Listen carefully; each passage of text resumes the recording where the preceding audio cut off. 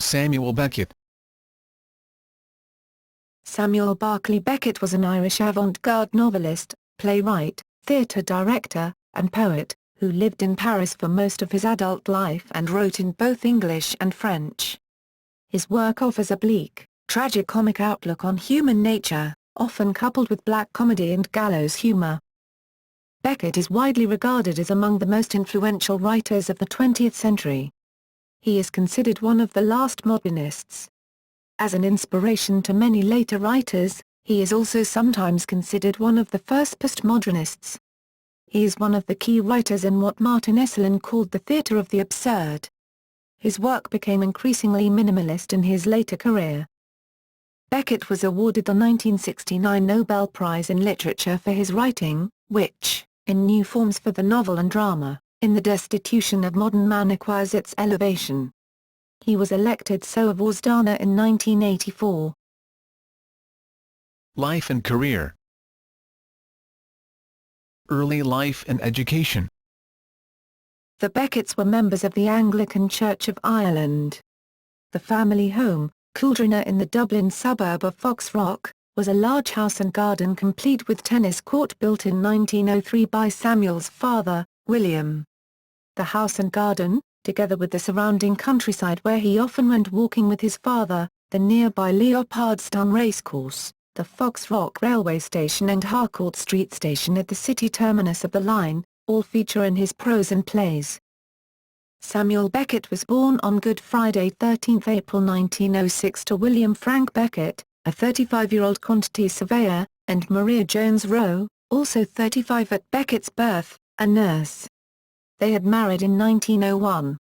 Beckett had one older brother, Frank Edward Beckett, born 1902. At the age of 5, Beckett attended a local play school, where he started to learn music, and then moved to Earlsfort House School in the city centre near Harcourt Street.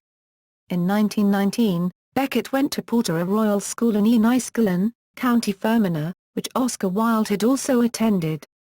A natural athlete, Beckett excelled at cricket as a left-handed batsman and a left-arm medium-pace bowler. Later, he was to play for Dublin University and played 2 first-class games against Northamptonshire. As a result, he became the only Nobel laureate to have an entry in Wisden Cricketer's Almanac, the Bible of Cricket. Early writings. Beckett studied French, Italian, and English at Trinity College, Dublin from 1923 to 1927. One of his tutors was the eminent Berkeley scholar A. A. Luce. Beckett graduated with a B.A. and, after teaching briefly at Campbell College in Belfast, took up the post of lecteur d'anglais in the École Normale Supérieure in Paris.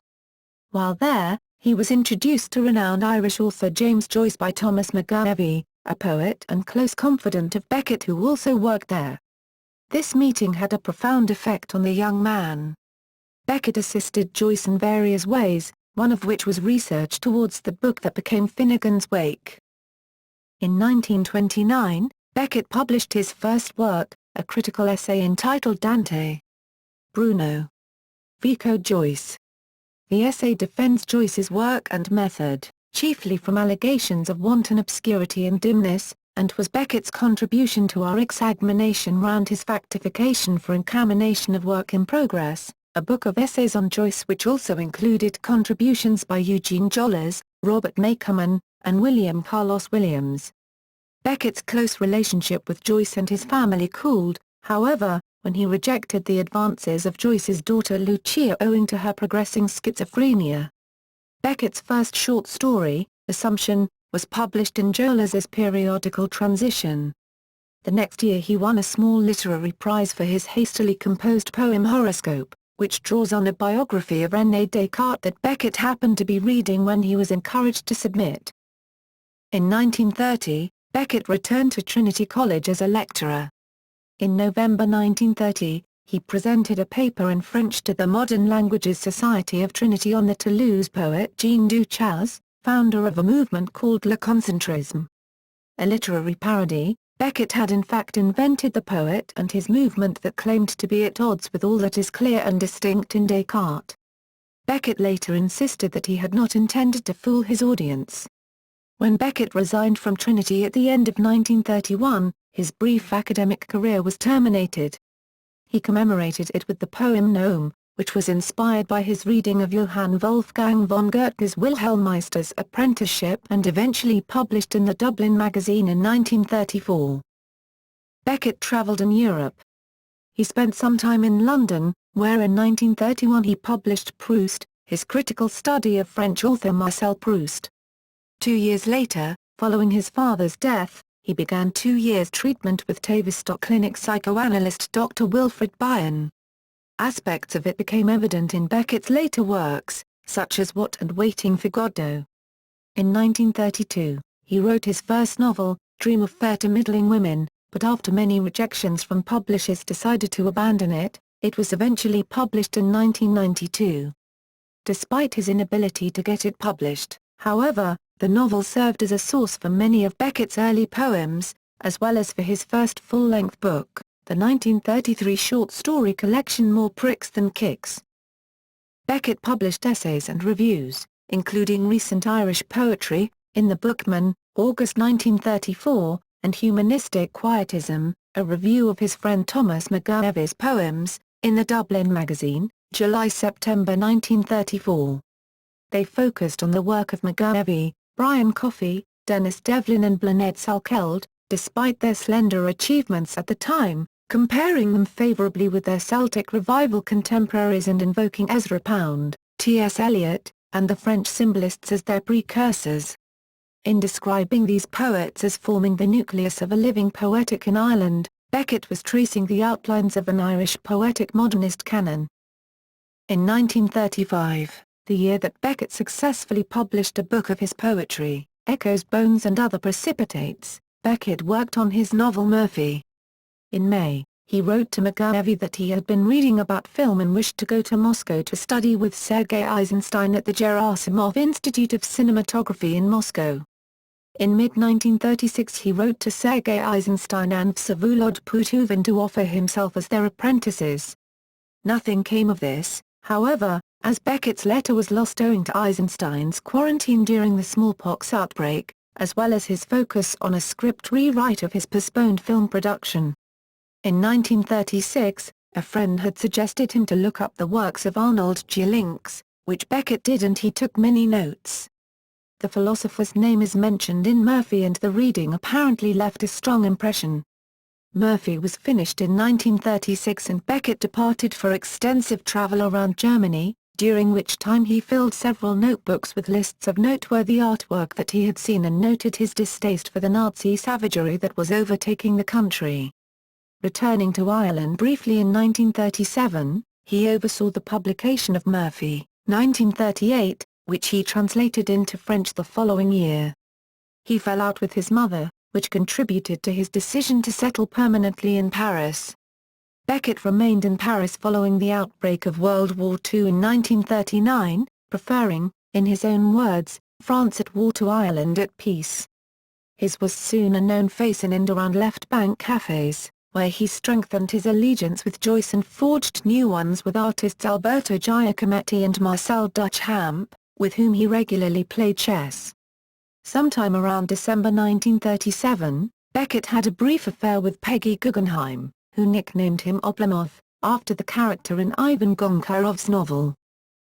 In January 1938 in Paris, Beckett was stabbed in the chest and nearly killed when he refused the solicitations of a notorious pimp, who went by the name of Prudent. Joyce arranged a private room for Beckett at the hospital. The publicity surrounding the stabbing attracted the attention of Suzanne Deckford-Dumasnel, who previously knew Beckett slightly from his first stay in Paris. This time, however, the two would begin a lifelong companionship. At a preliminary hearing, Beckett asked his attacker for the motive behind the stabbing. Prudent replied, "Je ne sais pas, monsieur. Je m'excuse."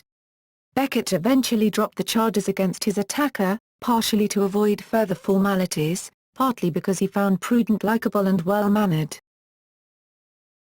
World War II. Beckett joined the French resistance after the 1940 occupation by Germany, in which he worked as a courier. On several occasions over the next 2 years he was nearly caught by the Gestapo. In August 1942, his unit was betrayed and he and Cézanne fled south on foot to the safety of the small village of Roussillon, in the Vaucluse department in Provence-Alpes-Côte d'Azur. There he continued to assist the resistance by storing armaments in the backyard of his home. During the 2 years that Beckett stayed in Roussillon he indirectly helped the Maquis sabotage the German army in the Vaucluse mountains, though he rarely spoke about his wartime work in later life. Beckett was awarded the Croix de Guerre and the Médaille de la Résistance by the French government for his efforts in fighting the German occupation. To the end of his life, however, Beckett would refer to his work with the French resistance as Boy Scout stuff. While in hiding in Roussillon, he continued work on the novel What, begun in 1941 and completed in 1945, but not published until 1953, though an extract had appeared in the Dublin literary periodical Envoy. Fame, novels and the theatre. In 1945, Beckett returned to Dublin for a brief visit. During his stay, he had a revelation in his mother's room. His entire future direction in literature appeared to him. Beckett had felt that he would remain forever in the shadow of Joyce, certain to never best him at his own game. His revelation prompted him to change direction and to acknowledge both his own stupidity and his interest in ignorance and impotence. Nelson argues that Beckett was rejecting the Joycean principle that knowing more was a way of creatively understanding the world and controlling it. In future, his work would focus on poverty, failure, exile and loss, as he put it, on man as a non-knower and as a non-knower. The revelation has rightly been regarded as a pivotal moment in his entire career. Beckett fictionalized the experience in his play Krapp's Last Tape, 1958. While listening to a tape he made earlier in his life, Krapp hears his younger self say, "Clear to me at last that the dark I have always struggled to keep under is in reality my most." At which point Krapp fast-forwards the tape, before the audience can hear the complete revelation. Beckett later explained to Nelson that the missing words on the tape are precious ally. In 1946, Jean-Paul Sartre's magazine Les Temps Modernes published the first part of Beckett's short story suite, later to be called La Fin, or The End, not realizing that Beckett had only submitted the first half of the story. Simone de Beauvoir refused to publish the second part. Beckett also began to write his fourth novel, Monsieur et Camille, which was not published until 1970. The novel presaged his most famous work, the play Waiting for Godot, which was written not long afterwards. More importantly, the novel was Beckett's first long work that he wrote in French, the language of most of his subsequent works, including the Poirot trilogy of novels, Molloy, 1951. Malone Mute, 1951, Malone Dies, 1958. L'Innommable, 1953, The Unnameable, 1960. Despite being a native English speaker, Beckett wrote in French because, as he himself claimed, it was easier for him thus to write without style. Beckett is most famous for his play En attendant Godot, 1953, Waiting for Godot. In a much-quoted article, the critic Vivienne Mercier wrote that Beckett has achieved a theoretical impossibility, a play in which nothing happens, that yet keeps audiences glued to their seats. What's more, since the second act is a subtly different reprise of the first, he has written a play in which nothing happens, twice. Like most of his works after 1947, the play was first written in French with the title En attendant Godot. Beckett worked on the play between October 1948 and January 1949. He published it in 1952 and it premiered in 1953. An English translation appeared 2 years later. The play was a critical, popular, and controversial success in Paris. It opened in London in 1955 to mainly negative reviews, but the tide turned with positive reactions from Harold Hobson in the Sunday Times and, later, Kenneth Donan. In the United States, it flopped in Miami and had a qualified success in New York City. After this, the play became extremely popular, with highly successful performances in the US and Germany. It is frequently performed today. Beckett translated all of his works into English himself, with the exception of Molloy, for which he collaborated with Patrick Bowles. The success of Waiting for Godot opened up a career in theatre for its author. Beckett went on to write successful full-length plays, including Fin de Partie, Endgame, 1957, Krapp's Last Tape, 1958, written in English, Happy Days, 1961, also written in English, and Play, 1963. In 1961, Beckett received the International Publishers Fomento Prize in recognition of his work, which he shared that year with Jorge Luis Borges. Later life and death. The 1960s was a period of change for Beckett, both on a personal level and as a writer. In 1961, he married Suzanne in a secret civil ceremony in England, its secrecy due to reasons relating to French inheritance law. The success of his plays led to invitations to attend rehearsals and productions around the world, leading eventually to a new career as a theatre director. In 1956, he had his first commission from the BBC Third programme for a radio play, All That Fall. He continued writing sporadically for radio and extended his scope to include cinema and television. He began to write in English again, although he also wrote in French until the end of his life. From the late 1950s until his death, Beckett had a relationship with Barbara Bray, a widow who worked as a script editor for the BBC.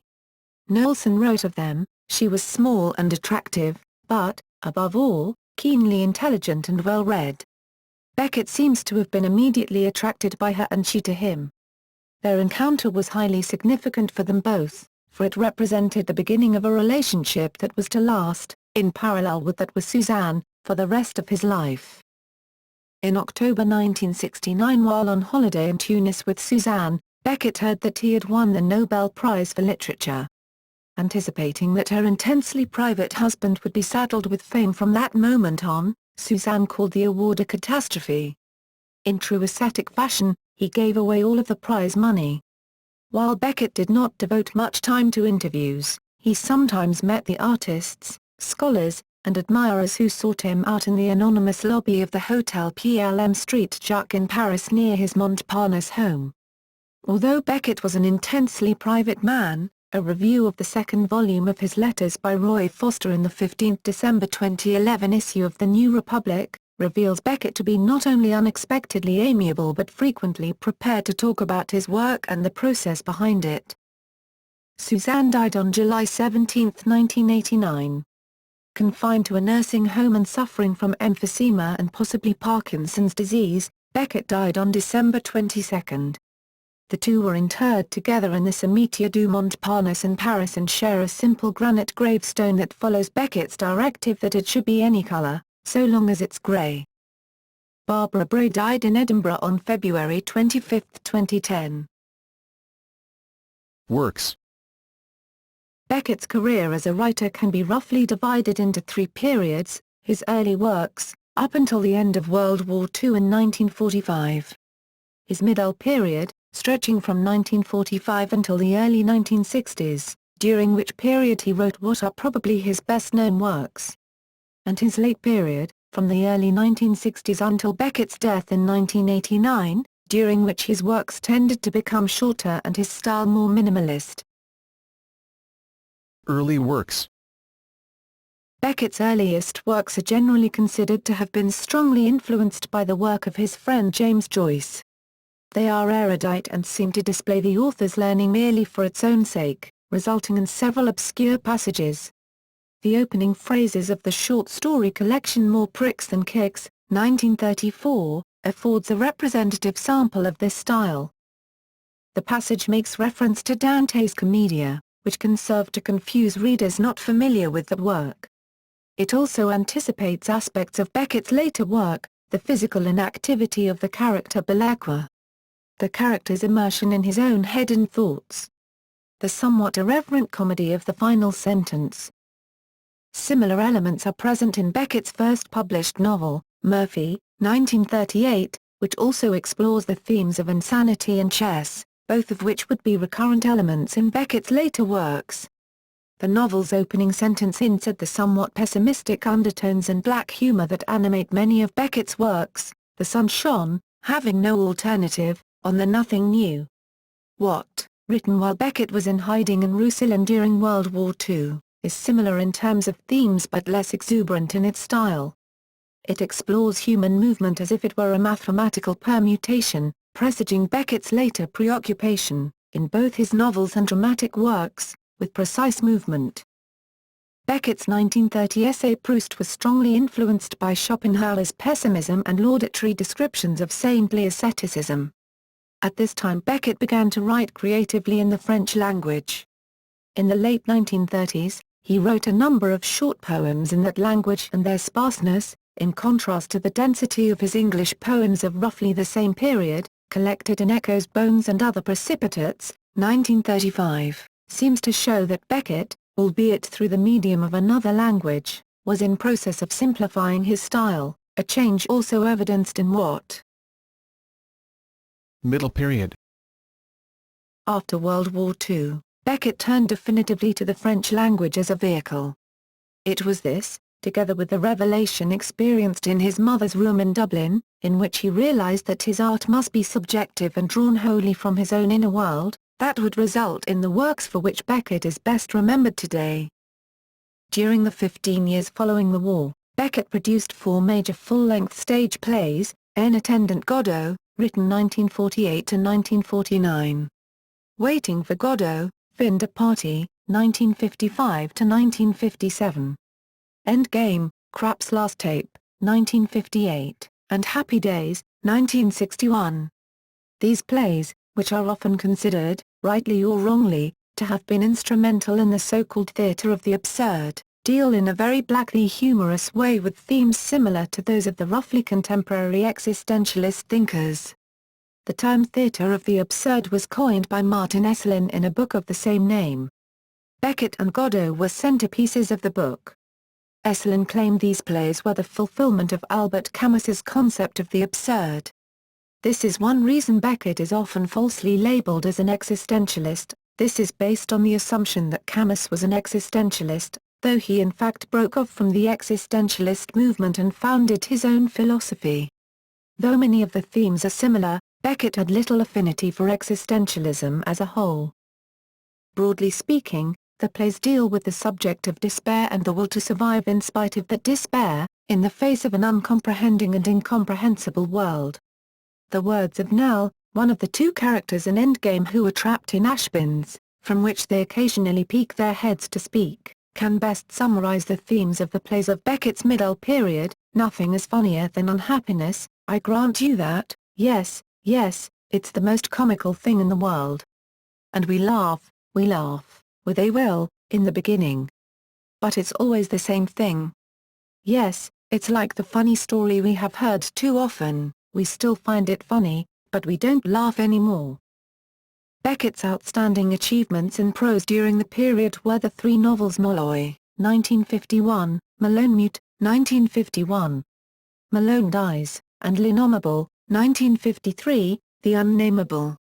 In these novels, sometimes referred to as a trilogy, though this is against the author's own explicit wishes, the prose becomes increasingly bare and stripped down.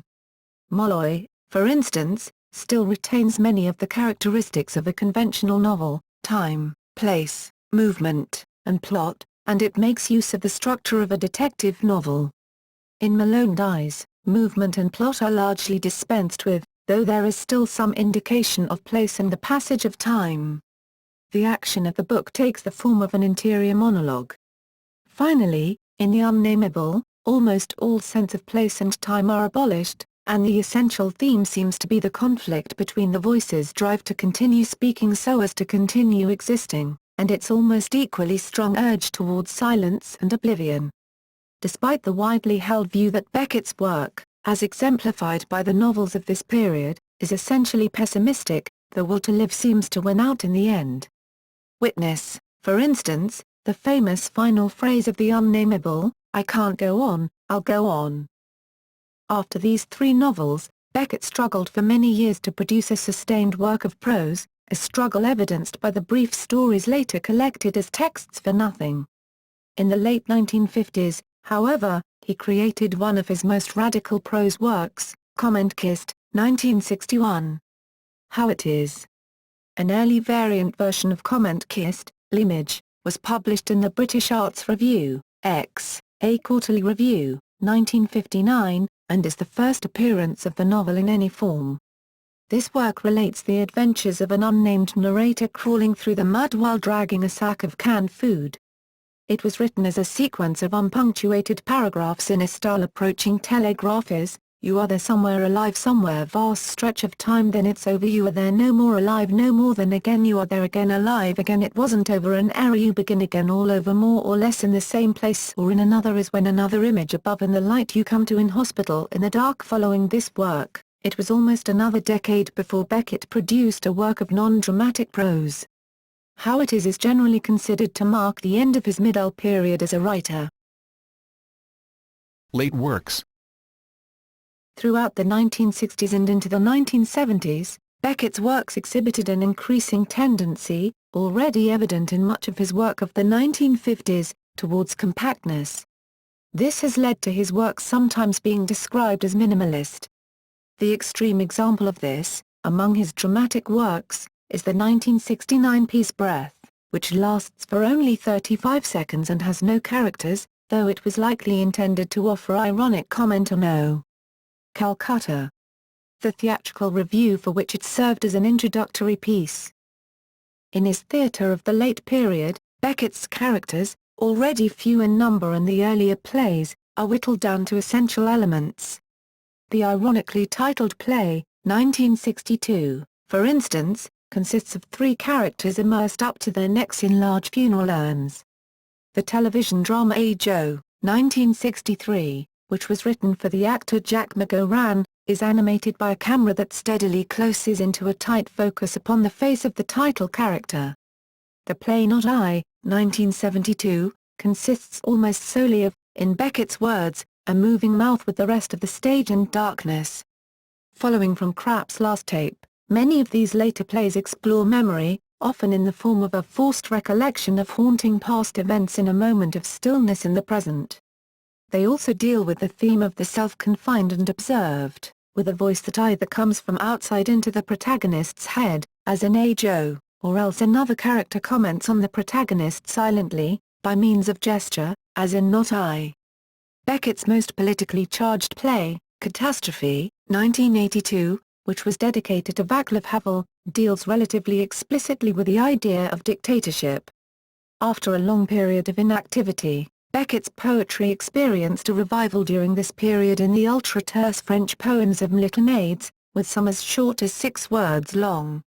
These defied Beckett's usual scrupulous concern to translate his work from its original into the other of his 2 languages. Several writers, including Derek Mahon, have attempted translations, but no complete version of the sequence has been published in English. Beckett's prose pieces during the late period were not so prolific as his theatre, as suggested by the title of the 1976 collection of short prose texts Fizzles, which the American artist Jasper Johns illustrated. Beckett experienced something of a renaissance with the Novella Company, 1980, which continued with Ill Seen Ill Said, 1982, and Westward Ho, 1984, later collected in the Ho On. In these 3 closed-space stories, Beckett continued his preoccupation with memory and its effect on the confined and observed self, as well as with the positioning of bodies in space, as the opening phrases of Company make clear: a voice comes to one in the dark. Imagine. To one on his back in the dark. This he can tell by the pressure on his hind parts and by how the dark changes when he shuts his eyes and again when he opens them again. Only a small part of what is said can be verified. As for example when he hears, "You are on your back in the dark." Then he must acknowledge the truth of what is said. In the hospital and nursing home where he spent his final days, Beckett wrote his last work, the 1988 poem, What is the Word, Comment Dire. The poem grapples with an inability to find words to express oneself, a theme echoing Beckett's earlier work, though possibly amplified by the sickness he experienced late in life. Collaborators: Jack McGowan. Jack McGowan was the first actor to do a one-man show based on the works of Beckett. He debuted End of Day in Dublin in 1962, revising it as beginning to end, 1965. The show went through further revisions before Beckett directed it in Paris in 1970. McGowan won the 1970-71 Obie for Best Performance by an Actor when he performed the show off-Broadway as Jack McGowan in the works of Samuel Beckett. Beckett wrote the radio play Embers and the teleplay Hey Joe specifically for McGowan. The actor also appeared in various productions of Waiting for Godot and Endgame, and did several readings of Beckett's plays and poems on BBC Radio. He also recorded the LP, McGowan Speaking Beckett. Billy Whitelaw. Billy Whitelaw worked with Beckett for 25 years on such plays as Not I, Hey Joe, Crapp's Last Tape, and Footfalls and Rockaby. She first met Beckett in 1963. In her autobiography she describes their first meeting in 1963 was trust at first sight. Beckett went on to write many of his experimental theatre works for her. She came to be regarded as his muse, the supreme interpreter of his work, perhaps most famous for her role as the mouth in Not I. She said of the play Rockaby, "I put the tape in my head. And I sort of look in a particular way, but not at the audience. Sometimes as a director Beckett comes out with absolute gems and I use them a lot in other areas. We were doing Happy Days and I just did not know where in the theatre to look during this particular section. And I asked, and he thought for a bit and then said, inward." She said of her role in Footfalls, "I felt like a moving, musical Edvard Munch painting and, in fact, when Beckett was directing Footfalls he was not only using me to play the notes but I almost felt that he did have the paintbrush out and was painting. Sam knew that I would turn myself inside out to give him what he wanted," she explained. With all of Sam's work, the scream was there, my task was to try to get it out. She stopped performing his plays in 1989 when he died. Jocelyn Herbert. The English stage designer Jocelyn Herbert was a close friend and influence on Beckett until his death. She worked with him on such plays as Happy Days, their third project, and Crapp's Last Tape at the Royal Court Theatre. Beckett said that Herbert became his closest friend in England. "She has a great feeling for the work and is very sensitive and doesn't want to bang the nail on the head. Generally speaking, there is a tendency on the part of designers to overstate, and this has never been the case with Jocelyn." Legacy. Of all the English-language modernists, Beckett's work represents the most sustained attack on the realist tradition.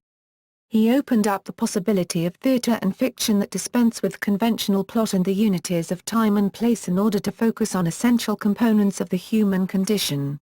Václav Havel, John Banville, Aidan Higgins, Tom Stoppard, and Harold Pinter have publicly stated their indebtedness to Beckett's example. He has had a wider influence on experimental writing since the 1950s, from the Beat generation to the happenings of the 1960s and after. In an Irish context, he has exerted great influence on poets such as Derek Mahon and Thomas Kinsler, as well as writers like Trevor Joyce and Catherine Walsh who proclaim their adherence to the modernist tradition as an alternative to the dominant realist mainstream.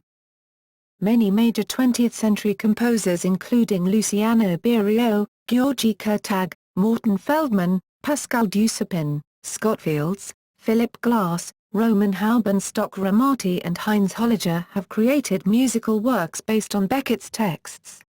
His work has also influenced numerous international writers, artists and filmmakers including Edward Albee, Ovid Drarica, Paul Auster, J. M. Coetzee, Douglas Gordon, Bruce Norman, Anthony Minghella, and Damien Pettigrew. Beckett is one of the most widely discussed and highly prized of 20th-century authors, inspiring a critical industry to rival that which has sprung up around James Joyce. He has divided critical opinion. Some early philosophical critics, such as Sartre and Theodore Adorno, praised him, one for his revelation of absurdity, the other for his work's critical refusal of simplicities. Others such as Georg Lukács condemn for decadent lack of realism. Since Beckett's death, all rights for performance of his plays are handled by the Beckett estate, currently managed by Edward Beckett, the author's nephew. The estate has a controversial reputation for maintaining firm control over how Beckett's plays are performed and does not grant licenses to productions that do not adhere to the writer's stage directions. Historians interested in tracing Beckett's bloodline were, in 2004, granted access to confirmed trace samples of his DNA to conduct molecular genealogical studies to facilitate precise lineage determination. Some of the best-known pictures of Beckett were taken by photographer John Minnan, who photographed him between 1980 and 1985 and developed such a good relationship with the writer that he became, in effect, his official photographer. Some consider one of these to be among the top 3 photographs of the 20th century. It was the theatre photographer John Haynes, however, who took possibly the most widely reproduced image of Beckett. It is used on the cover of the Knowlson biography, for instance. This portrait was taken during rehearsals of the San Quentin Drama Workshop at the Royal Court Theatre in London, where Haynes photographed many productions of Beckett's work. On December 10, 2009, the newest bridge across the River Liffey in Dublin was opened and named the Samuel Beckett Bridge in his honour. Reminiscent of a harp on its side, it was designed by the celebrated Spanish architect Santiago Calatrava, who had also designed the James Joyce Bridge further upstream, opened on Bloomsday, June 16, 2003. Attendees at the official opening ceremony included Beckett's niece Caroline Murphy, his nephew Edward Beckett, poet Seamus Heaney and Barry McGovern. The newest ship of the Irish Naval Service, the L.E. Samuel Beckett, is named for Beckett. An Ulster History Circle blue plaque in his memory is located at Portora Royal School, Enniskillen, County Fermanagh. Honours and awards. Croix de Guerre, France. Médaille de la Résistance, France. 1959 Honorary Doctorate from Trinity College, Dublin. 1961 International Publishers Formentor Prize, shared with Jorge Luis Borges. 1968 Foreign Honorary Member of the American Academy of Arts and Sciences. 1969 Nobel Prize for Literature, So of Warsdana, Ireland.